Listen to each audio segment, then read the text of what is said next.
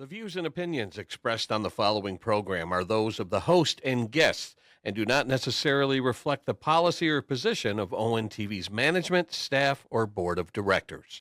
Thank you for that, Joseph. We appreciate. You're welcome, Jason. Anytime. Anything for ONTV. It's time for another episode of Talking Nude. Man, wouldn't it be great if we just all take off our clothes on this beautiful day and just start talking nude? We could like run out in the lake and jump off a dock and all would just be talking nude. Ian could jump off the rooftop and like jump on a trampoline, clothes off. Talking nude. You just never know. Talking nude. Yeah, baby. Sing it to me. Yeah. Talking nude. Let me hear that sexiness. Yeah, baby. Talking nude.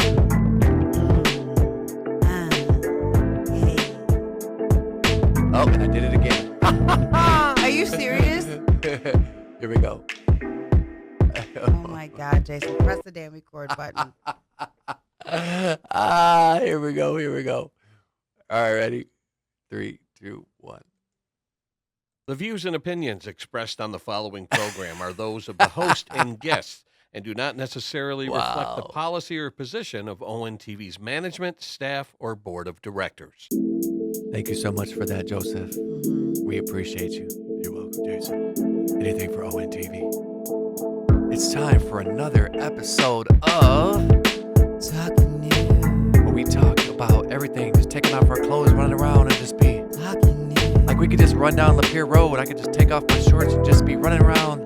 Talking nude. Kathy could take off her top and run out in that lake and start swimming, and it'll be Talking nude. She's looking at me like, You're weird. No. Talking nude. Yeah, we talk uncensored, uncut, unedited. Talking nude. Yeah, everybody just take off their clothes and start. Talking nude. Yeah, baby, yeah.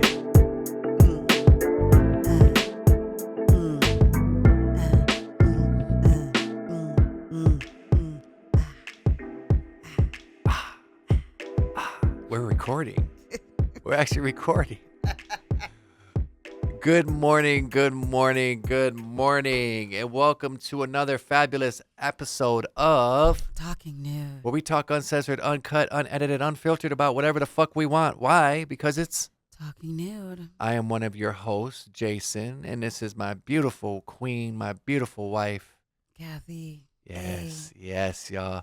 And we probably just leave that original there because apparently last week, was it last week? Or was it the week before? All I know is I didn't record The week before. when we were doing our Because episode. I was sick last week. Yeah, so Kathy was sick. She was under the weather. We're going to get to that in a second. But I had a faux pas, which if you don't know what that means I messed up. I fucked up. So basically we had a great episode. We were talking about some really cool shit, getting raw under that like covers, talking nude, and I looked at the fucking counter and I didn't have the counter recording, and I just was like ready to jump in a lake for real. I was like, how did I do that? So then this morning, as you clearly guys heard, we did it again.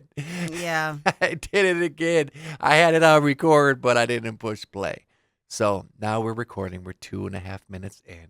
Yep. Yes. And we you were are. sick as a fucking dog. Oh, you guys, health is wealth, most definitely. Last week, I was sick. Actually, I was sick from a Thursday to a Thursday. So it was like 7 days of being sick. Yeah. And I still am not 100%. I'm more like 80. I still have a little bit of a cough left. And I'm more catching up on my sleep because I didn't get sleep last week when I was sick. I had a respiratory infection. So It was not bad, fun. y'all. And I'll just say I this. felt like a mucusy camel that had to spit up all the time. And I would say the powdered Theraflu didn't work as good as the cough syrup did. Yes, the cough syrup worked really well. Yeah, A and the good pain Mucinex D. Yeah, and the it was a good pain reliever along with the Mucinex. Yeah. So I know now going forward what to get. And the crazy thing is, I kind of was thinking that at first because the powdered stuff, it dissolves. So when you put it in a cup, I don't know if you guys know this, but when you're throwing something in a cup, you're dissolving it. So yeah, you might get some of the medicine in there, but most of it's dissolved. So it's not, it basically gets absorbed by the liquid. So it's not as potent as it could be if it's cough syrup. Cough syrup's going right into you, like directly. And it has alcohol in it. Yeah. So you get a nice little buzz too. I wouldn't say that. I'm just kidding, yo. I don't. I I'm wouldn't not have said promoting that. take cough syrup. I wouldn't have said no. No, 'cause a lot of people do that shit. They're like when I work at the dollar store, motherfuckers were taking the cough syrup and fucking drinking it, and they were making like syrup out of it. Like, yeah, like fucking alcoholic drink. I guess I bored her. You could hear her yawning, No, everybody. you guys. I've been up since 3:57 this morning. So last week, she was sick. The week before that, we were talking about the election. Congratulations, first off, to Mike McGinnis, man. He won the Mayor Pontiac of Pontiac. mayor election. And, we got to talk about it, man. I'm really happy because Pontiac is finally starting to go in Head a in the right direction. Yes, it's going in a good direction. And this man took a lot of media bullying Yeah. from people not wanting him to be mayor because of his sexuality and because of his race. Pontiac has for a long time has had nothing but like black city council and black mayors, even though back in the day though they used to have white mayors. Yep. So he wasn't the first one. So, but in this day and age, people wanted to be really, really scandalous and bullying. This man took a lot of bullying. And versus he handled the it other, with class, though. He handled versus it with the other straight candidate. class. Yeah. His bullying was so severe that it made it to Channel 4 News. Yeah. Because a person at a nightclub was recorded telling voters to vote for the other candidate and not to vote for Mike McGinnis because he was a white homosexual. And the problem that I have with And that, that made y'all, it to Channel 4 News. problem I have with that is, here's the thing, right? Not with him, but just in general, them just trying to smear his name. For change to happen, something has to change. And you have to shake things up, right? If you shake up a bottle of pop, right? Here's the analogy. You take pop, right? Put it in a bottle and you shake it up. What's it going to do? It's gonna fizz, right? It's gonna explode, right? Mhm. You got to shake shit up to get change. To affect change, to cause and affect change, you have to make something shake up. You have to shake some shit up. And the old arms will say they wanted things to stay the same. They didn't want to change anything. They were cool with things being the same. And I get it because they're afraid that property values are going to go up and rent's going to go up and mortgages going to go up. But realistically, things have to go up for the economy to keep rolling, right? But you also have to bring businesses to want to come to Pontiac. And that's the thing. If you think about Pontiac and Nobody's all the opportunities. coming to run their business in the fucking ghetto Exactly. and deal with the fucking ghetto people. Yes. And whether we like to admit it or not, there's different types of combinations of people in the world. But a lot of the time, the ghetto, and the reason why I think people say ghetto people is because the ghetto means a cesspool of lots of different types of people and personalities.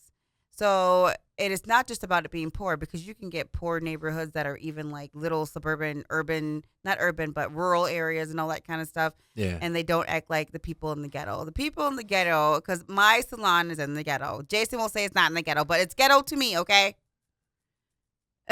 Because Jason will say in a minute, no, it's not. Da, da, da, da. Anyways. Well, it's not. If you was to go down to like certain parts down in the city, then I could show you actual ghetto. Me buildings are and Jason are abandoned so different on shit. Kathy doesn't understand. Like, I'll take her down to fucking certain my thing areas is- where there's garbage cans on fire and abandoned buildings. But you're on actually blocks. concluding you know what? I'm going to veer off that point she made. There's levels to stuff. Okay, where my salon is at is considered a poor area, or we call it questionable. But for me, because there's drugs, there's druggies, there's crooks, there's crime, there's shooting, there's good things, there's bad things. We call it a questionable area is where my salon is. But I call it ghetto because at the end of the day, the salons I've worked at have always been in like hoity-toity, richy areas. But my salon it's in the ghetto, and it's the truth. And I have clients who traipse all the way to the ghetto to see me. And that's what they say to me. So that's probably why I get that term, because they will say they're people that I used to do back in the days when I was at the hoity-toity salons. And they tell me that they love me so much that they traipsed all the way to the ghetto to see me. So I think that's where I got the term. Compared to where they live. Yes, it's and that's my whole it's point the about ghetto. the If they live in correct. fucking Farmington Hills or Novi, then Yes, yeah. or Rochester Hills Anything and Troy below and them Bloomfield. is the ghetto. That's what I'm, Correct. But it And doesn't that's mean my it's the actual ghetto. correct. But that's where I'm concluding my point from that. I got that from because that's what Urban. my I would say it's definitely urban. yes, urban. But my clients have said that to me that they traipsed all the way to the ghetto, so that's where I get that from. But whether or not everybody, there's too many different types of personalities. You can't really gear into who you want to sell to when you deal with doing business in the ghetto. It's just the truth. And so you have to change things up and change things from not necessarily being the ghetto. You have to change it up to being just a place where consumers can come and spend their money safely and the owners can make a profit, but also be an asset to the community. And that's what it's really about, is bringing businesses to the community that can be an asset versus the same old businesses where most of them are doing shisty dealings. I'm not going to pretend to lie, you know? And Yeah. so it's like, I feel like Mike McGinnis represents the change in the future to come. You have to change with the times. And it's no different than everything going on in the country right now. We're going through a huge shift, you know? We're coming to the end of the way certain things run into a new beginning of how things are going to be from now on. Like right now, it's 2025, which equals the number 9. 9 is about ripeness, completion, finishing up things. Next year, 2026, which equals the number 10, which equals the number 1, is about endings and new beginnings. So whether or not, sometimes change is just inevitable. And that's very true. Oh yeah, too. I want to make sure we come back to that pop analogy. That is so funny how you use that pop analogy about shaking things up. But it's true. To shake shit up, you have to like fucking shake the bottle. But I've heard that term, that exact term though, about women who go through too many men. That, yes, that same analogy about how pop loses its fizz after it's been opened. If you were to take a brand new pop, shake it up, open it up, it spills over, right? Yeah. Put the top back on, shake it up again, it still fizzes, but shake it up a third time, the fizz is not as fizzy anymore. It doesn't explode as much. Right. In other words, it gets flatter and flatter and flatter and flatter. So you're saying the male penis is like a pop in a bottle? If you have too many, it makes the woman flatter and flatter and flatter, like her personality, her energy gets sucked down, the bitterness comes, and all. That's what the analogy they used in the church back in the day for girls, to tell girls why it's important to hang on to your virginity, because once you get utilized by men, you become flat like that pop. Right. And you just brought back that memory of that, of how they used to teach us about virginity. And it was just funny how you used that pop analogy.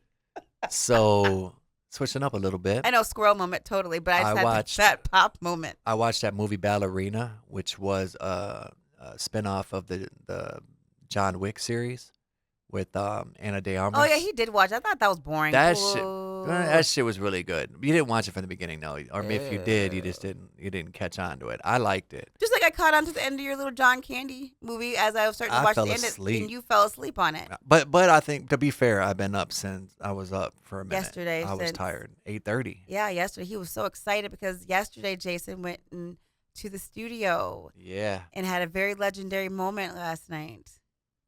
So Jason, elaborate on that. So basically, okay, this person is synonymous. We had him on the podcast before. We had both guys. Yeah, in the Michigan music scene, and they're both my friends. You know what I'm saying? And last time one of us had done a song together was like over 20 years ago. It was like 2001, I believe, when we did the Money Getter track. And then Ro, I could say Ro, he's been on like every project I've done so far. From Life Child's the underground affiliate, when we did Crushing Them with my boy Craze the General, CSG, myself, and Ro. And then we also did Just Getting Started on Abandonment Issues. And then on Reality Check, we did Live and Die for this. Shout out to Donnie Knotts on the beats, man, because him and Chill's beats, man, I can't say enough. In fact, I'm going to give them a fucking round of applause, man, because the last project, I had like 11 producers.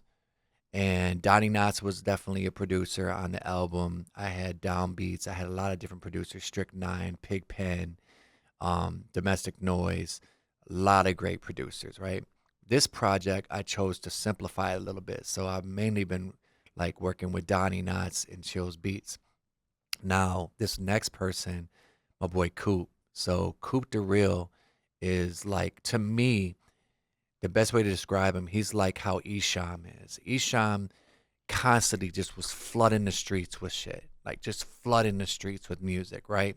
And as long as I've known Coop, that's how Coop has always been. So, like, to give you a little history, back in the day, every time he would drop some new shit, because I'm like OCD like that, I would always get 2 copies. I would have one to listen to and one that was sealed, and have him sign it. And true story.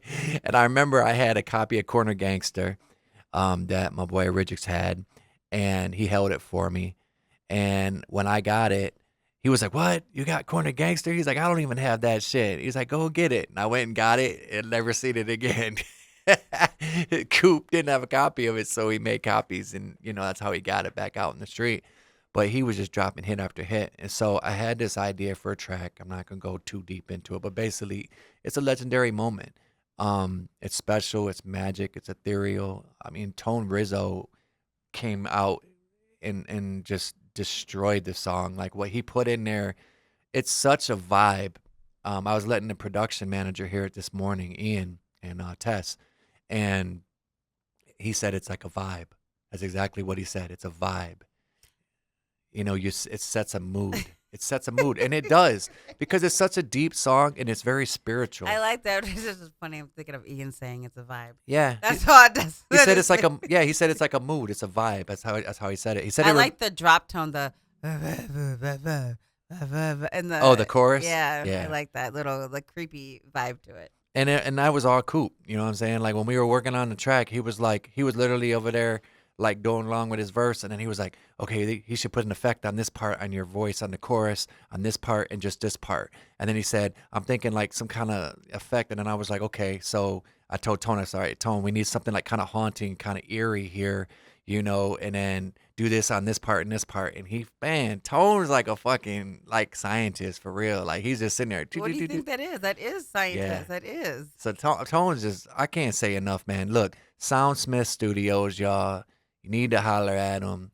Tone Rizzo, like for real. Like he's such a very humble person, very professional. I've been working with him, honestly, since the Abandonment Issues project. And I remember I was working with Jay Lestat, and he didn't save the WAV files and didn't basically have all of the stems. In other words, people, to the layman that don't understand, it's the separated tracks. So the vocals, the beat, the snare, the kick, all that, right? So Jay Lestat and I got into a fallout about it, because it was like when Michelangelo, may he rest in peace, we were talking about doing the project. We had an idea, the budget, we were going to pay him to do the album. Well, he didn't save the WAV files and the masters. He didn't do none of that to separate it. So I reached out to Tone through Origix, and Tone gave me a deal. He was like, "Look, man, I'll redo it, re-record it for you, mix it for this much." And you've been working with him ever since? I've been working with him ever since, because he's such a beast. Like it's like how, people drive to your studio because they want the best. That's how it is with me. Like I will drive to fucking Timbuktu, wherever he's at. If he moved to fucking Ypsilanti, I would go there. Like, but you know what? I feel like I miss the days of people doing that. Yeah. I miss the days of people actually giving a shit, because I've noticed a lot lately that people will settle because because it's convenient. Yeah. But then they'll go and complain About the quality of something, but they could have went a little farther. Yeah, just versus just waiting. Yeah. Because It's about timing. yeah, because like I remember I had an incident last week with one of my clients. I won't say who, but because they couldn't get in on Thursday at a certain time, they're like, and I go, well, I have something for next week, and well, instead they're like, text me back, and be like, oh, we'll just go to the barbershop that's up the street. But I know they told me they went there before, and they jacked up their hair. Yeah. So you rather go back to the place that's jacked up because you couldn't get in this week. Because fuckers are impatient, man. That's what I'm saying. Like, if people are Like, just, no I patience. miss the days where people would wait for an appointment. Like, it was Yeah. important to stay with the person that you're with. And these days, I feel like it's even more important. And they would come in your salon and actually sit there and wait. Yeah. Because I remember back in the day before COVID Oh, where God. there would be like 2 or 3 people sitting on that Yeah. couch waiting for a Yeah. haircut. Now it's like motherfuckers hit or miss, yeah. or they're sitting in their car in the parking lot until it's time for their cut. Yep. It's It's like just different. there's like a disconnection Yeah. with society because of that. It really is. And honestly, I feel like I feel bad for service industries, restaurants, all industries now, because they're saying so much on the internet that how many people are disputing charges. And companies are having to swallow that shit. Yeah. Whether it's restaurants, hairstylists, braiders, fast food, perfume places. Because that they're canceling their service, Yeah. which is fucked They're up. literally You get like a service going, and then you cancel it on your Yeah. card. Yeah. You go and get your hair done, or you go to the restaurant, eat a full course meal, and you pay for it, tip and everything, Yep. just to dispute it right when you get home and say, that wasn't me. Yep. And then the restaurant loses out on that whole entire profit. Yep. And somebody just did that recently at my second job at Boston Tea Room. Did they? Yes, because Heather Lee actually put it on our Skype, which is like not Skype, but our Slack app, Yeah. to tell us, she'll like the announcements. She'll say, this customer comes in, they did a chargeback, so we're not going to be doing readings for this person, yada yada yada. And then also it was on the not Yelp reviews, but the Google reviews. So one day I went just to Google, see what the reviews were for, Boston Tea Room, see what they say about the readers. Yeah. And the lady complained and said, you guys won't do my readings anymore, and this is bad service, this, and that. Heather Lee came back on the Google and said, ma'am, you did a chargeback countless times here. You come and get readings, you come and get services, and you do a chargeback. You're a crook. And basically called her out. Good job, Heather Lee. Yes. So this is what people are doing nowadays. That's some fucked up shit, y'all. People got. So, here's the thing. you People have to got watch now- businesses, right? yeah, people- And this is their livelihood. So for you to do that, that is some scurvy ass shit. You know what I mean? I'm just gonna call it out. Especially if you got the service done and you enjoyed it. Yeah. You ate the food, you got your hair done, or whatever service you That would be enjoyed like it. you going to get a fucking massage and get a foot rub and all that, Yes, and drink and the then- champagne and then just charge it back on your card. Yeah.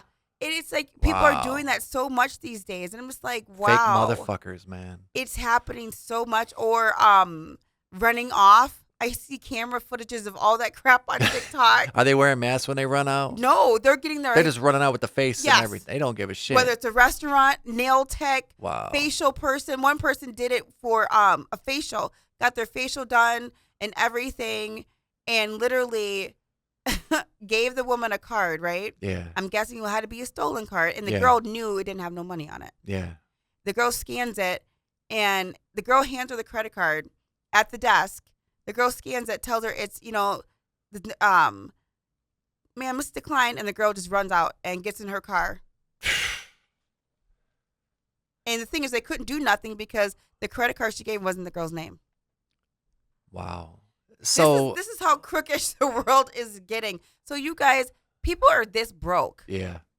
Yeah. That's the thing. People are this broke. And petty. And That's this, some petty ass shit. this one lady, I have one last story. This one lady on TikTok, she's a hairdresser like me, but she charges through the roof. She charges a lot of money. And she has an ironclad contract. She talked about how people have tried to dispute shit because she charges $2,000 just hair extensions, $2,000, $10,000, $5,000. She's a She has celebrity. high end clientele. Yes. Yeah. And so people have tried it with her. She says now she has an ironclad contract. She records all consultations. And she says people have tried to charge back, but guess what? She has won every single one because on her ironclad contract the client signs, it says coming from the office of so-and-so and associates, lawyer, yada, yada, yada. Uh-huh. So they have to read all that shit and then sign it. And then she videotapes every single consultation. That's smart though. And when she has won, she had to have all that stuff. But these days, you have to have all You that do. just to get your money back or to freeze Yeah. people's accounts. Yeah. Other than that, if you don't have any of You that, got no proof. yes. Wow. Yep. I'm like, holy crap. But I'm glad that I do that. I have a contract for when people get hair color from me. If you get any chemical services, I do have you sign a release form. But I didn't realize how deep you had to get. And she read hers online of what it says on it. And honestly, these days, you almost have to get that damn deep to be able to keep people from taking money from you. Man. So, something I want to talk about just real briefly. I saw this in the news recently. I'm not going to say the girl's name. I'm not giving her no publicity. But the chick that killed the manager at McDonald's. So, apparently, they got the video. They showed the video. And they showed basically the woman put a mask on. She walked right by the delivery driver that was like delivering food to McDonald's. She walked straight up in there with a mask on, had a knife, covered up in her arm. And she went up and she stabbed the manager to death, right? But here's what's crazy, right? If it wasn't for that good Samaritan that stopped her with the gun, he pulled a gun on her to waited till the police arrived, it would have been fucked up. She would have got away. But they showed her talking to the police when they were questioning her, and she was literally showing them how she did it, and she felt no remorse whatsoever. She claimed that she got bullied, and she claimed she was harassed by the manager. But on the other side, the manager's family was all like, she was always nice to people, this, that, and the other. Obviously, there's her side, there's the other person's side, and then somewhere there's the truth, right? We both know that. We're not going to know exactly because the other one's not there. But here's the thing. The video triggered such a response in the daughter, one of the daughters of the manager, that she tried to sneak a knife in to stab the woman who killed her mom. And so here's the thing, y'all. People are really losing their shit. And I understand the anger and the feeling of loss and also the no remorse. I can understand, I can sympathize. But here's the thing, and this comes down to life and choices, right? There's a cause and effect of the choices that we make. Now she's facing criminal charges because she tried to bring a weapon into a courtroom. Yeah. So now the daughter is going to be... It was for her, it was worth the risk. Right. And that's what it was about. But exactly. And here's the thing. Though I sympathize and I understand her pain. She wanted to kill the lady who killed her mom. And it was worth the risk if she was going to go to prison. Yeah. Because to her... her life was over. Yeah. Her mom was gone. Yeah. Because if I remember correctly, she had several kids. 6. Yeah, 6 kids. And so rest in peace to the mom. And the thing is, with the lady who did what she did to the mom, maybe she was bullied. Maybe she was harassed. But she already had some issues though because I saw her social media stuff because people talked about that on TikTok. She a lot. did. They showed a lot of her And videos. she was already kind of disturbed, but that kind of shows you though these days that a lot of people are disturbed, and you have to watch who you're even working with, all that kind of stuff nowadays because people are crazy and you don't know who you don't know anymore. Well, a lot of people are unhinged, and and like you said, you don't know, you really don't know what the fuck someone's going through, so or what they're capable of. Here's the thing: compassion, love, understanding, respect. That's the thing. We need to do that more. We need to uplift. We need to I'm not saying we're perfect because I'm not perfect. Kathy's not perfect. I'm not perfect. No one's perfect, right? But just show some fucking compassion, some empathy. You know what I'm saying? Because you don't know what someone's going through. Like every day someone goes to work and they might be dealing with a fucking terrible relationship and, just feeling at odds, world changing and bills going up and grocery issues. You know what I mean? Like these are all real things. So give some compassion and some patience and also distance, but also understanding, man. We need to get back to that simplicity because it's the truth. Because there's too much tearing down. There's too much discrimination. Like something that really struck me yesterday. Kathy was on her TikTok, and there was some different people that were talking about, black salons. Oh, yes. There is a situation with white salon charging this girl $4,000 for her hair. I have made a quick little video about it. Hair by Chrissy. I'm going to give the person props. I'm going to say it.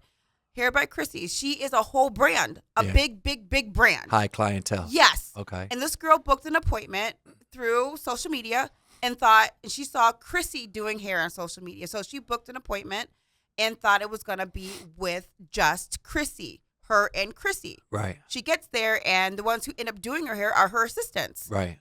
And she got mad and made a whole social media post about it and how she didn't get what she wanted. And Chrissy didn't touch her hair, just barely came and touched it a couple times, told her assistants what to do, and went back to doing everything else. Right. And she got the client got mad about that because she felt deceived because she wanted Chrissy to do her hair. But Chrissy's a brand. A busy, high-end stylist has assistants. I was an assistant at the beginning of my career. So what she do? She basically dogged her on her profile. Yes, and said all these different things about her, and said I paid $4,000 for the experience. Showed her receipt and everything, but how do you? To me, I took a different take to that. I'm like, she's a brand. She can do that. Yeah. And she has a team. Yes, she didn't tell you that she was going to work on you personally. Did you get that confirmation with her? That's true. No, she didn't. That's true. And on Chrissy's website, I went to the website. It says it'll be Chrissy and her associates. Yes, working on your head. Yeah.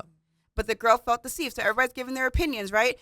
The catcher is all these black girls are stitching these videos talking about white girls need to come in to a black stylist because we're cheaper. You don't got to pay $4,000. You don't got to pay this.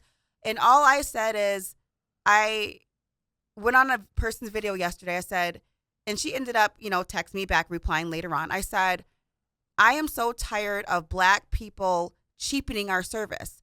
The white girl paid $4,000 because she had the money. Right.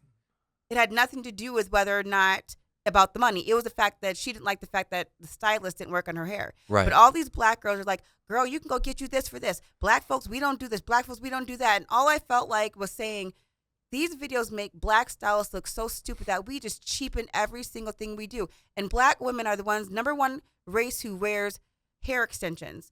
And we should be charging $4,000. Right. We should, because our hair takes longer to do. It's harder to do. And it's harder to, what's the word I want to say?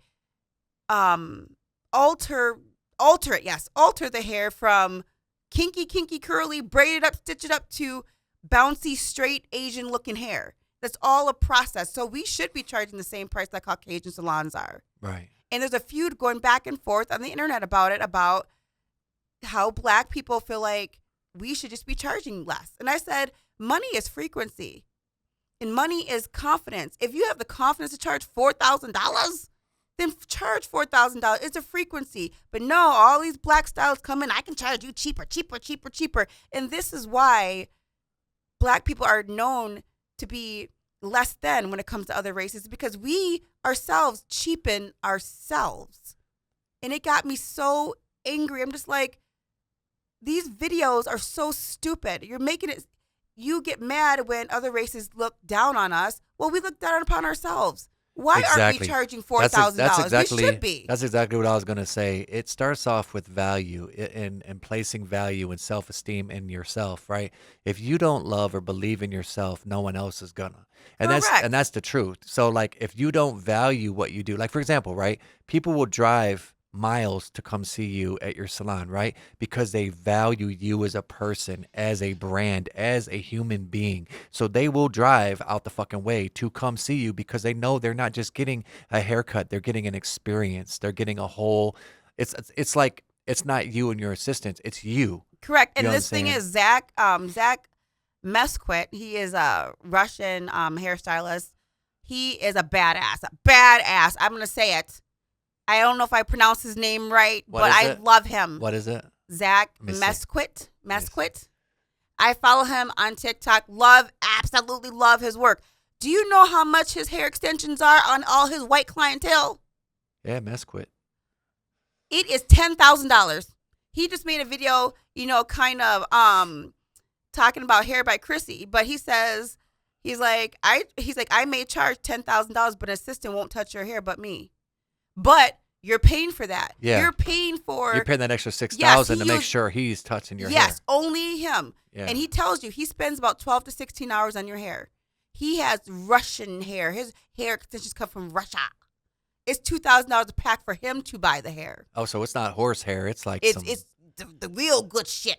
So that's why he like charges giraffe hair or some shit. Thank you. He charges real good shit, but people always go on his shit all the time. He makes videos about with people's comments talking about he's charging too much. He goes, no, I don't. He's like, they're getting just me. I have the confidence, and that's what it's the value. When he Yes. said the confidence, that's what it goes And back to is all the value. his clientele is rich people. And he values what he does. Yes. So whether you're And he's Asian, giving the high Hispanic, quality. Black, Korean, whatever you valuing. are, you have to value what you do And how you feel. and how you feel to be able to place a number on it. Yep. And So for them to say $6,000, $10,000, that'd be like me saying I want to do a show, right? I'm not going to do a show for less than this. You're placing value in yourself. And the crazy part about it is he showed some of his earlier work when he's earlier in his career, and he didn't look like Ken doll like he looks like now. He didn't. Of course he didn't. He said he looked at fat, chubby, and everything else, but he said back then, this is when I was broke, and this is me when having money. Yeah. He's like, but what I paid for my new look to look like Ken doll matches my clientele. But he also didn't charge $6,000, $10,000 he back worked then. He had to work yes, his way to up. where he's at now. Correct. And he said, I worked my ass off to get this way. I paid thousands of dollars There's for my new levels look. to it. Yes, I paid $1,000 for my look that I have. Yep. And so I work on people to pay for that. Yep. And I work on people who are at that level with me. And there's nothing, I think it's all about confidence. And beauty. It's about beauty, seeing the beauty in yourself and the value to be able to put that out. And that's another thing. We're gonna keep pumping this today. It's about seeing value in yourself. Value yourself, Black people. Value yourself. You know, everyone just put value on yourself. Yes, because if you don't, no one's gonna care about you. And I'm so over it because I'm honestly you guys, I've been doing hair 25 years. And the Black women are all over TikTok asking, why are silk presses $200 now and $150, $300, all this different stuff? What you told me, because it's time consuming and you're putting a lot of time and effort into it. Correct. You're not just having them go out and their hair looking fucked up. Okay. And this is what I say to you. I'm going to give you a great analogy. And this is why, take a Brillo pad. Remember the old silver Brillo pads that you wash dishes with? Yes, I did. Take that and now turn it into your straight hair. Ooh. Thank you. See how you said that? Oof. Think about seeing all that hair. If somebody come into your salon. How matted up it would be. Yes. Yeah. All the work you got to do to alter that hair to become. Modify it, tweak it. Yeah. It takes time. Back in the days, Black women always complain. I was in the hair salon 9-10 hours a day. You know why? Because we were triple, double, quadruple booking because we were charging cheap $55 for a silk press, knowing it took 4 hours. So we're triple, double booking. Right. So you're going to be there all goddamn day. But didn't you also say that it had something to do with people going there and not having their hair ready to go? Yep. They whether it's not shampooed or straightened out. Or they didn't take their braids out. They didn't take their ponytail out. They didn't take their extensions out. And they would expect you to do all that. Yes, on back top in of those that days, for that yes. price. So nowadays, the new hairstylists looked at the old ones like me, the old bitches like me. They used to do it. Yeah. That would do all that and charge the same old price. Be taking down hair, all that. No, the new ones say, hell nah. This is what they've done, and I applaud them for it. During the time when they were in school, they were working on each other, but they were timing themselves. Right. So they knew it took them 3 hours to do a press and curl. So when they came out of school, they priced accordingly. Okay, it takes me 3 hours to do a press and curl. I need to make this much money by the end of the day, so I'm going to charge. I need to make $150 by the end of the day, and this person's hair takes me 3 to 4 hours. Okay, I'm going to charge them this price, $150 to $200. They're pricing according to how long it takes them. But now the Black girls are like, I don't see why I have to pay this much. You guys want your hair to look like white girl hair. And then you don't Y'all want your hair come from a Brillo pad to white girl to Asian. I'm sorry, but that takes time and effort and work, and I am so sick of y'all acting like y'all hair should be cheap. Our hair should be the most expensive hair to motherfucking do. It's what it is. And also, here's the thing. Do you want to go out in the streets and have your hair looking fucked up? You're going to pay for that convenience. Yep. That's really what it is. When you go to a restaurant, right, you want your food cooked the right way. Yep. You're paying for that convenience. Correct. Otherwise, you're just going to get some shit slapped on a plate and be like, here, bitch, like, here you go. Yep, and you're not going to like it. So it's like, Black community, let's stop cheapening ourselves. Stop wanting everything for free. Stop whining. Stop complaining. Stop all that.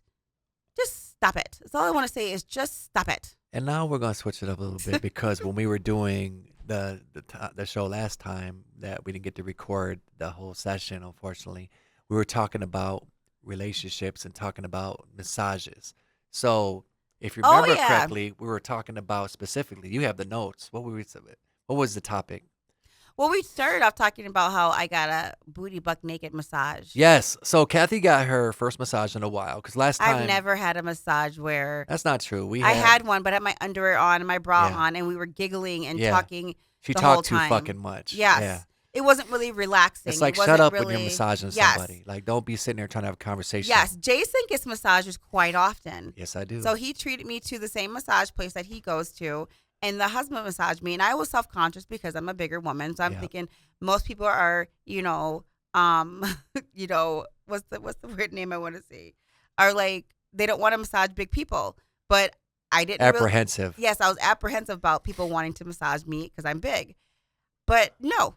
Well, I not reached this out person. to them and I Yeah. basically, I let them know, and they were very professional how they Yes. handled the question.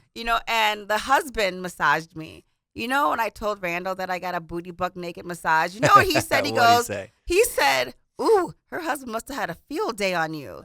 I was like, "Wow, you nasty mother," But he's like, Kathy, I don't care if it's a man, guy. Yeah.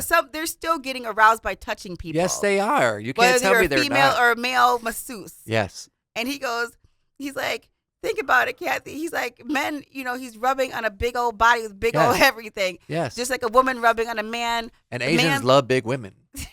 They do. Look at they got the Buddha, right? Isn't it, right? They got I'm for real, right? Buddha's big. Buddha ain't skinny. No, Buddha is not. Oh, speaking of that, this is actually on that subject. Squirrel moment. Yes. Squirrel. I heard it on the news. I heard it on TikTok today. Big booty Buddhas. Somebody did a research that was from Turkey. Turkey has a lot of stuff that's way advanced when it comes to medical stuff. Thanksgiving's coming up too. I'm thinking about They turkey. said that the reason why dad bods are in these days, like women want men with stomachs and stuff like Yeah. that, because if you have a big old pee-pee, they last longer than the skinny guy by Oh. 8.7 minutes. Wow. Wonder Yeah. how long my dick lasts. I did not know that, though. They're saying big men have a tendency to last longer sexually by 8.7 minutes versus the skinny guy who's 1.5 minutes less than. I'm like, I think mine lasts a little bit longer than that. no, but it's just the point that they did a study Okay. of how Overall. long. Yes, overall study Dick how long. stamina. Yes. The stamina of dick. But it turned out that dad bods last longer. So it's like I can totally see the infatuation with women wanting big men just like men wanting big women. And the thing is, on that subject of that's very true. I think people want to downplay people not wanting big people. And it's not true at all. I have not ever had a problem getting men. I True. haven't. And you know my Uncle Pat. Yeah. My Uncle Pat has never in his life had a problem getting women. And Because he there's used to be bigger. confidence. Yes. There's confidence. And also, too, you got to think Swag. about out of the ordinary people. Everybody wants something that's out of the ordinary Yeah. looking. Yeah. They may not say it out loud, but they want something that looks different. And they want to try it, especially if So you're it's- well endowed Yeah. or you're or actually, you know what? I've had It's some really small, I've had some confidence small and penises. swag, dear, because Yes, because I've had some small penises in my life. And I'm sorry. I have, though. I really have. But motherfuckers have approached me like they got a fucking 12-inch Yeah. dick. Yeah. And they have the confidence to be able to approach a big woman. You got to have confidence to fuck with a big person, a big woman, a big dude. You got to have confidence. And most people don't. That's why they try to bash it. Well, I'll give you an example, right? Confidence and swag. Okay. See? Right? And that was me when I met you. you met me, right? But it was about my confidence and my swag. So I have a partial in my mouth. I have a missing tooth. And a lot of people don't know that because I don't went around going, hey, I got a partial. Look at my missing tooth. Jason was so confident, though. He's saying to me. Yep. Missing tooth and all. Didn't give a damn. I used to get called snaggletooth, all kinds of shit growing up. Yeah. And brought me to his, remember, I used to like that little bedroom, though. Yeah, it was A a little, little ass little room. tiny bedroom. It was decorated nicely, I had but that shit hooked we were up. having sex in a little tiny twin bed. But Jason had confidence as if it was a big whole house. I remember the room too, because like on the right side, it was like milk crates for dressers, like growing up as a kid.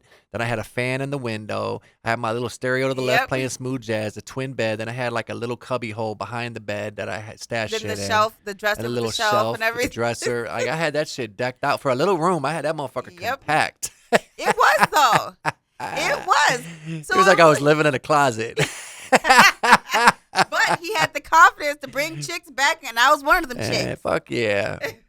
That was a fucking bachelor pad. But that's confidence. You have to have confidence these days. I really do. And that's the thing is, if you don't have confidence, guys and gals, then you're not gonna get shit. You'll get something. It might not get something you want. You might catch some shit you can't get rid of. You know what I mean? This is true. You just settle for anything. You fuck around and catch some shit you can't get rid of. This is true. There was a chick on TikTok last night. I was laughing because she was so blunt. What'd she say? She said, I'm tired of you women out here talking about y'all babies are blessings from God. God did not give you them babies. God, you got them babies by fucking. You let some random motherfucker fuck you and you got a kid. That is not from God.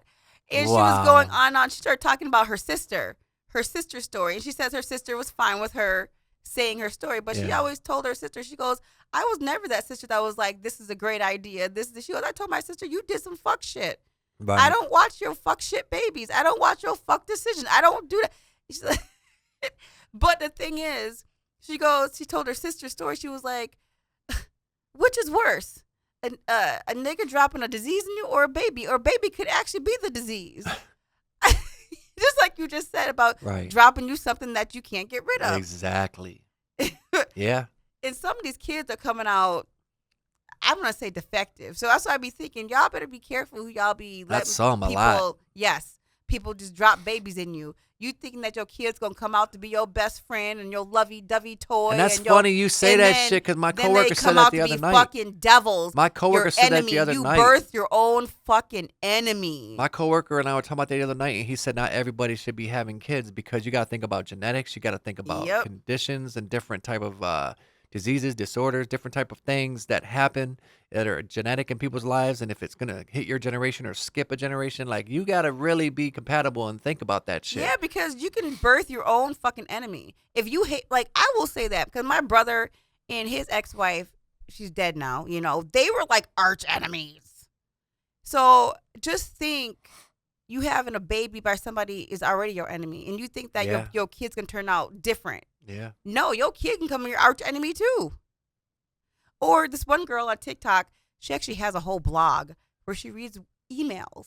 She has a blog where You really be TikToking like a motherfucker. Yes, I love TikTok. I can tell. She has emails that she gets from random moms talking about motherhood. Do you know how many moms hate it? Her content is so fucking entertaining. Yeah. Because they're anonymous emails, and she has a site. She has them email them to her, and she doesn't use your name. She just wants your story. Right. Women hate motherhood, y'all. Women fucking hate their kids. They not all detest, women, but 50% of them. Quite a few do. 50% of them hate being a mom. They hate their kids. They detest it. They regret it, and mainly it's because of the fact that they never knew the fathers. They never knew what traits the father had. Yeah. They never knew any of that, and their And you get kid to is know turning 'em. out to be Yeah. crazy. Yep. And that being is their true. worst That enemies. That is a true thing. Yeah. And this one lady wrote a story talking about she feels all her kids are enemies. Well, you She hates gotta them. look at the compatibility, but who actually thinks of that when they're in the heat of the moment? Their hormones are arising and they're aroused and they want to fuck. They're But I not like thinking about down the road. This is true, but I like the new generation though. Gen Z is not fucking as much as That's Gen true. X and millennials and baby boomers and the silent generation. They are fucking the least. I'm loving it because that's what they're thinking about. They're thinking about the germs. Ew. Anxiety, depression. Ew. So Versus us. We were just fucking. we call our podcast Talking Nude because, as you can see, we talk a lot of raw shit. And another topic we were talking about was fetishes. And Kathy always wondered what my fetish is when it comes to like porn or what I like watching and shit. And so at the end of the day, porn is basically, it's a personal choice. It's what We're not going to people- tell what kind of porn Yeah, we like. no, I'm not saying that. I'm saying it's about personal choice. Like everyone has their things. Like Kathy likes her certain type of porn. Yes, I do. I do. Everybody has certain types of porn that they like. Yes. And certain fetishes. But that's You what know? so here's the thing, right?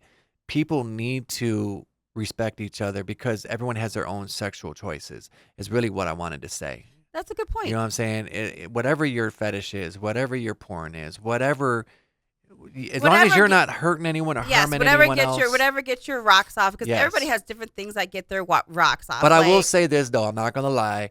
That guy that passed away in a band, I'm not gonna say who, but basically he fucking was jacking off and hung himself with a belt. Oh yeah. I would not go that far. It depends. Oh, what do you mean? It depends. It depends. You put a belt around your neck to like strangle yourself to get the feeling of getting off Yes. before you die? It's not. He wasn't even trying to die though.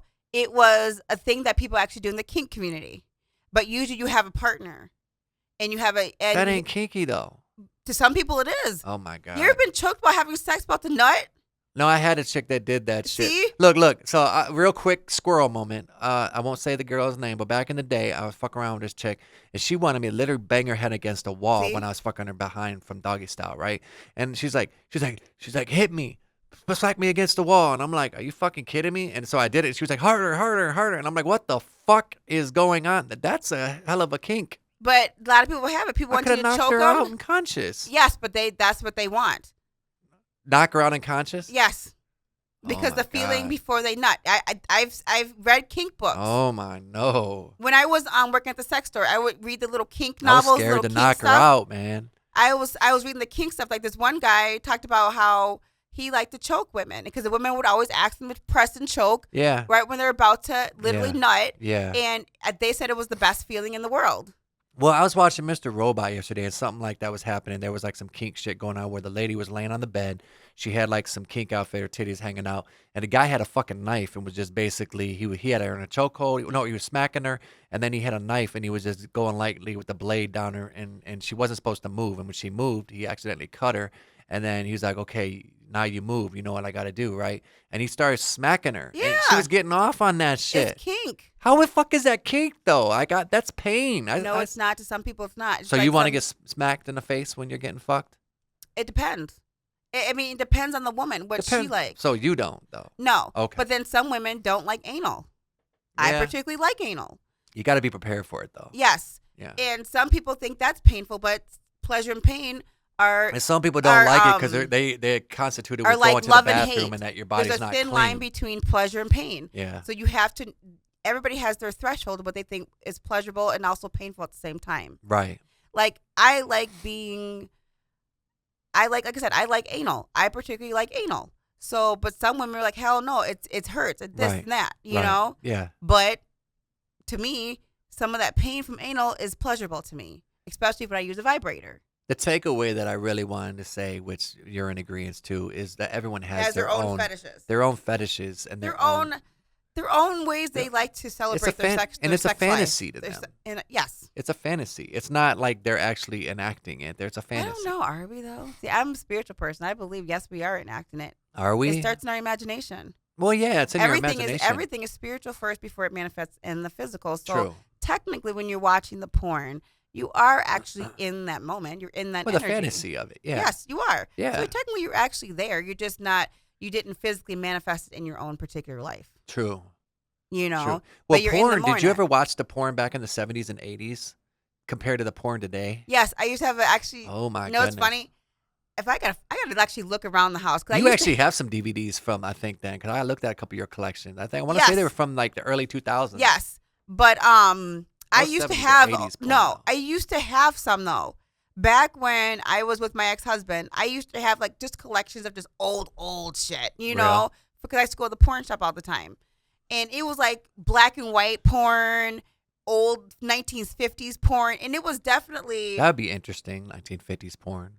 the women's hair everywhere. Oh, yeah. That's the difference. Of course. Honestly, the women have full bush. You know what The I thought men was have hot full back bush. then? Betty Page. Okay, I can see that. She was hot. Marilyn Monroe was, too. I'm surprised that she never got into the adult industry. Well, we don't know that, but there was a That's lot of true. nude pictures of her. She was in Playboy. Betty Page, though, she was like a pinup girl. Like, she was doing a lot of crazy shit, bondage, all kinds of like freaky shit. Correct. So, like I said, to me, I wasn't into kink. I actually have some books on Kindle that are like Kink 101, Kink. Yeah. I like the kink stuff, the dog collars and shit like that. Yeah. So to me, I can totally see the whole kink vibe. Yeah. For me, I've watched kink porn. The only thing I don't like about the kink porn is the putting the ball in your mouth. Yeah, I don't like that The reason I'm saying that is because when I worked at the sex shop, I would feel those balls. They were just uncomfortable. I couldn't imagine my teeth. So in other words, you need some smaller balls in your mouth, but not big No, balls. something squishy where you can at least bite down, Squishy but not. balls? But not You heard the it there. ones She that wants are some actually, squishy balls in her mouth. A lot of the kink balls are really hard. So just think it could fuck your teeth up in a moment of So your squishy growling balls? and getting fucked. Squishy balls in your mouth. Yes. Okay. Bro, we really be talking that shit for real. But it's just like shitting porn. I've seen that before. People shit on somebody. That's like the German fetish. But yes. But that's happened to me. I've had anal back in my past when I first started. Did someone shit on you when they were doing that though? No, I shit on them. Ooh. Like a couple times. When you first start doing anal, you don't know what you're doing because you're That's young. true. When I was in my 20s, I was young your and body stupid. doesn't expect it. Yes, and you're young and stupid. You don't think about you ate nachos the night before, some fried chicken, tacos, lasagna. In other words, diet before you have sex. Like, don't just eat some junk food. You have to eat light. Well, it's true though. When you're getting head, they say this, like you're supposed to eat fruits and vegetables because your sperm tastes like a certain. It tastes better to the woman when you not eating like fatty junk food. But if you're eating like fruit and vegetables, it's true. Like you can Google it. Your sperm supposedly tastes. This is actually true. That's better. actually that's true for men and women. Yeah. That your stuff tastes better. Women's sperm is more clear though. Ours is more milky and thick. Yours is like clear. It depends on the man. It depends. So on the man. how's my sperm then? Yours is like medium. You don't really have like really milky sperm. Yours is like medium. Oh, okay. Because you drink water. You drink a lot of water. I always do see you drink drink a lot of water. So my sperm doesn't taste bad. No. Okay, that's good. That's good. Oh, I wouldn't be drinking it. I would not be. No. Right. If your stuff tasted, no, I wouldn't be. That's or if I true. couldn't get it down my throat because it's like a snot rag. Yeah. That's when somebody doesn't eat healthy, and they're not eating They're eating healthy. too much junk food Yes, before they it's backed fuck. up. The mucus is in their sperm Well, I will now. say this. Back in the day, there was a chick I was fucking around with, but she was drunk, and I tried to she was trying to deep throat it, but I tried to just go a little bit further past her tonsils, and she she threw up on fucking you. threw up on my dick. You have to. I was like, fuck. But it was my Because- fault because I'm getting in the moment. You know what I mean? And also, too, though, you have to, if she's drunk, too, she didn't have control. So she was going to throw up. Mm-hmm. But let's say we've done that a couple times where I had to swallow that shit back down. That's that true. happens. Yeah. But you're Yeah, drunk. you didn't throw up on me. Right. When Yeah. you're drunk, you're just, "Bleh."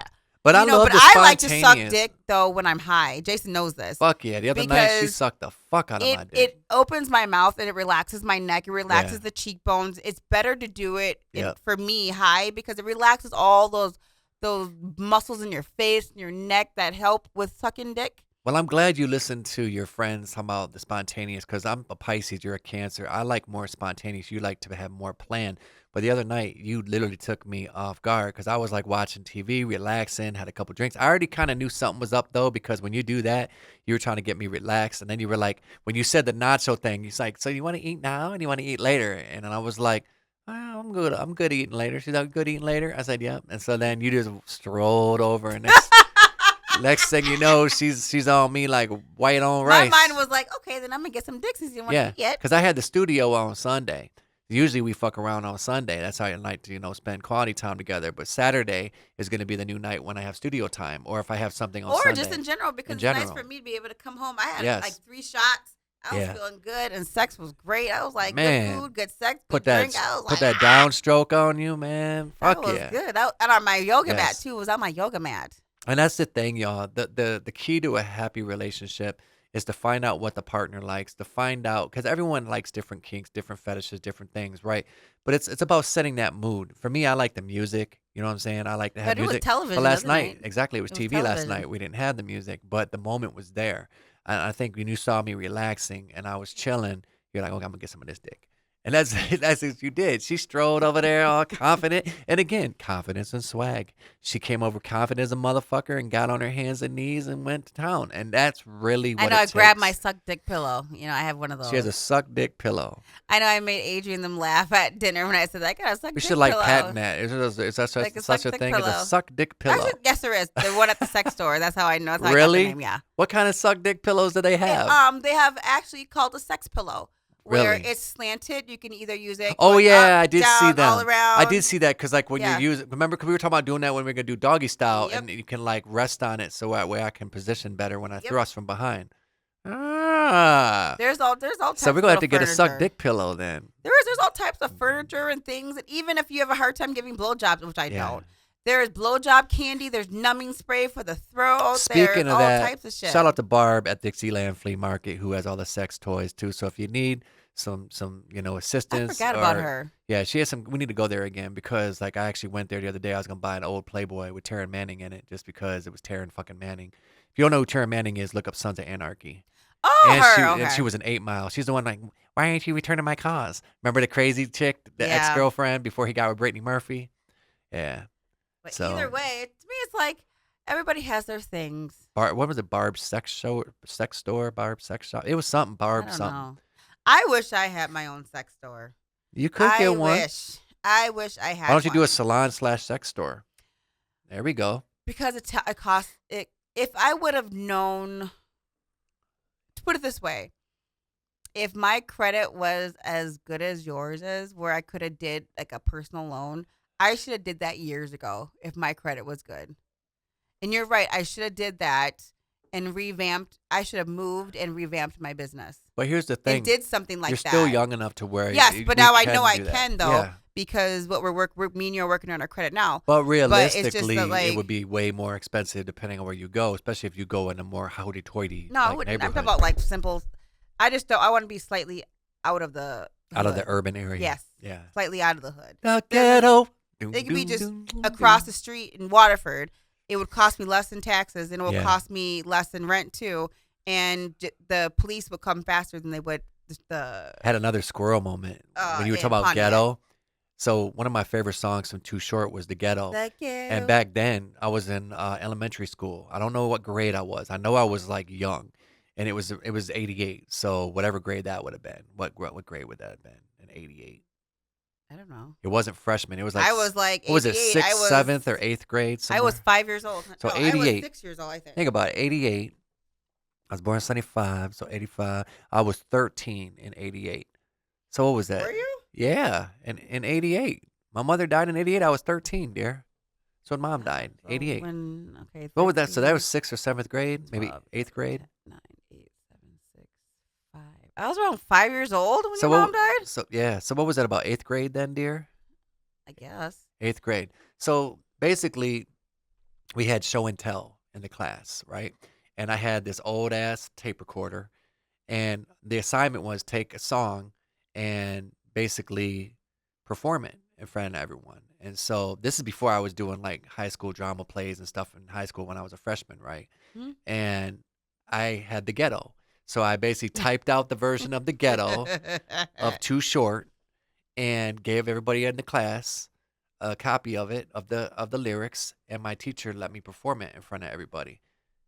And so that was literally my first. Really? Yeah, that was literally my first time ever performing in front of an audience. Was when I was. And they let you do that? Yeah. See, now that's a teacher that's supportive of kids in the art. Well, and that, and plus, and I wish I could remember the teacher's name, but also, it wasn't. It was one of his few songs he didn't cuss in, But it's just the point Yeah, that that you're a he- white boy rapping. and they let me do it. Yes. Yeah. Yep. Oh, that is so. I wish I could have seen that little Yep. tiny Jason Yep. do that. Oh my god. Yep. I can totally see that. I wish I Yep. could have seen that. And my mother did see the performance in me when I was younger Ugh. because I remember in Rochester there was a Christmas parade, and I was a Christmas gift when I went to Webster Elementary. I was in the parade. I was a Christmas gift. Really? There's a picture I have somewhere. I'll have to show you it. But yeah. So, but my first time actually performing in front of people was that I can remember was that, other than the parade. But That is so Yeah, I remember because it was the old ass Memorex tape recorders or Sony tape recorders that you used to push stop play rewind fast forward, and I played the instrumental of it and performed it in front of That everyone. is so sweet. A little white boy rapping. That is so cute. And for it to be a Too Short song at Yeah. that, I would have Yeah. been moved as a teacher. I would have been like, this little boy is listening, and he's, you know what I mean? Yeah, And honestly, nobody will probably agree with me, but how Too Short raps to Yeah. me, he raps like a poet. yeah, he does. He always does to me because he's always like the way he does it. He does his way he pauses. Yeah, He reminds me of poetry. yeah. And so I could totally see little Jason, little Jason doing that. I was so nervous too, but like when I got in there, I just did it. You know what I mean? Like I remember I was nervous, So you were just destined to do that. but I was feeling it. But Destined to rap. yes. And with that, man, we're close to the end of the show. Anything else you want to say before we wrap it up, babe? No, honestly. Thank you so much Health for is tuning wealth. in. Yes. Shit, Health health is is wealth. wealth. Take care of yourself and give yourself Grace grace and mercy. but also compassion to your fellow human being, because there's a lot of car accidents right now. There's a lot of people dying, a lot of people just disappearing off the face of the earth. And if you could just, instead of saying fucked up shit to somebody, instead of being an asshole to somebody, why don't you think about what you're going to say and say something more uplifting? Say something that can build someone, because you don't realize sometimes what People you are say. fragile. Exactly. So what you say could be the tipping point that could make or break someone. It can either push them forward to where they're going forward in life, or you might push them off a fucking ledge. You know what? Speaking of something like that, I'm going to tell a quick story Okay. about saying something was uplifting. Okay. I don't know if I told Jason this the other night, but I'm going to tell this to the audience. Okay. The other day, I was talking to one of my clients, and I was telling him that I was disappointed in 50% of black men.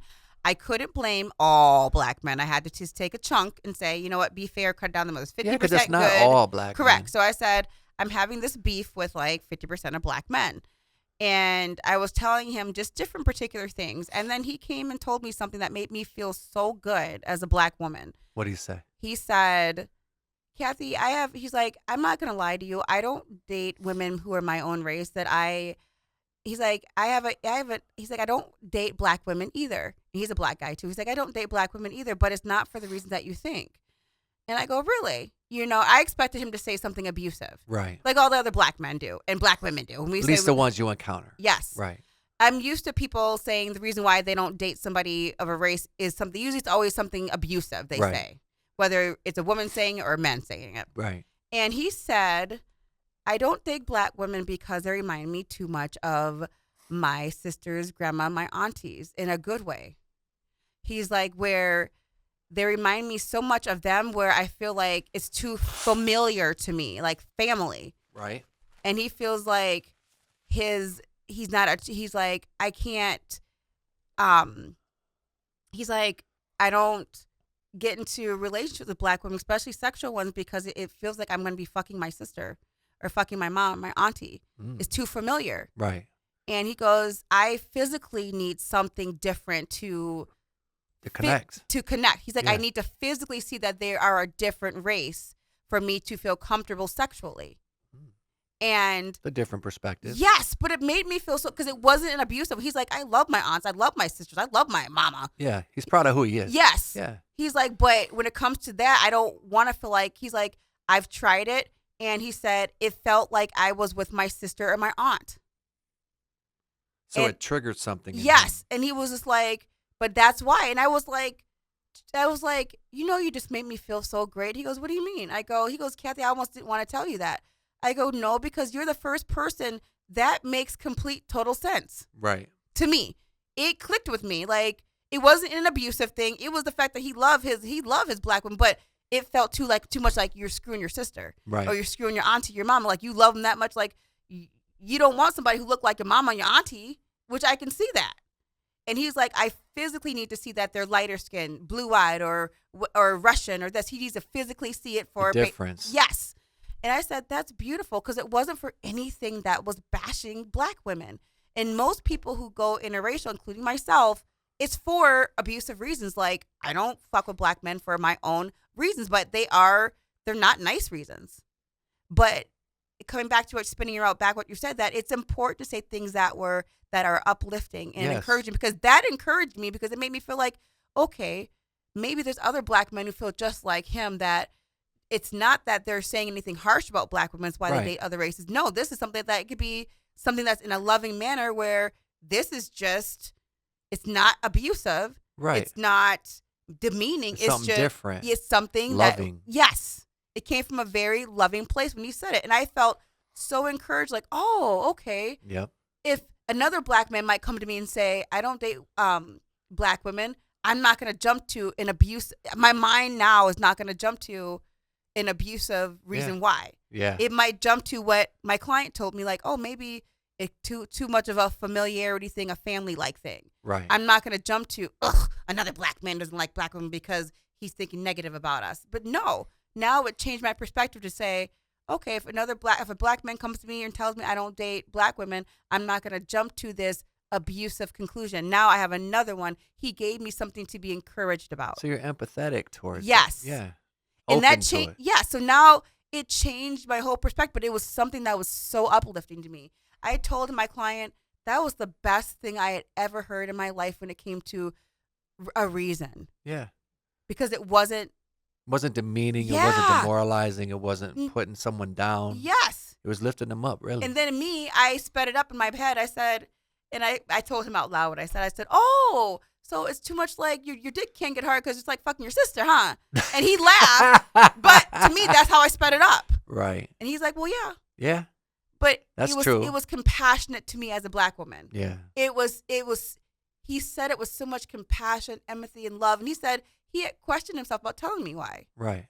But it was so encouraging. It lifted something off of me. The takeaway that we're trying to did. say, y'all, is find something encouraging to say or uplifting. You know, if you're going to say something, think about what you're going to say Take before the weight you off say people's shoulders. Take the weight off their shoulders and build people up. Like, again, if your words could be the breaking point that could either push them forward or literally push them off a ledge. And wouldn't you rather lift someone up and motivate them instead of push them off the ledge? Correct. People don't realize when you say things, words are powerful. Words are weapons. You manifest these things into action from the thoughts. So think about what you're going to say before you say it. Yep. You know, Kathy's been doing that a lot. I've been doing that a lot lately. Like, yeah, do we have disagreements? Sure. Everyone does in a relationship. No one's fucking perfect. But I'm noticing that we're trying more and that we're exercising before we say something. We think about it. We say, well, think before you speak. Really, do we really got to say that to hurt someone, or really got to say that to get our point across, or let them have the last word? Is it such a big deal?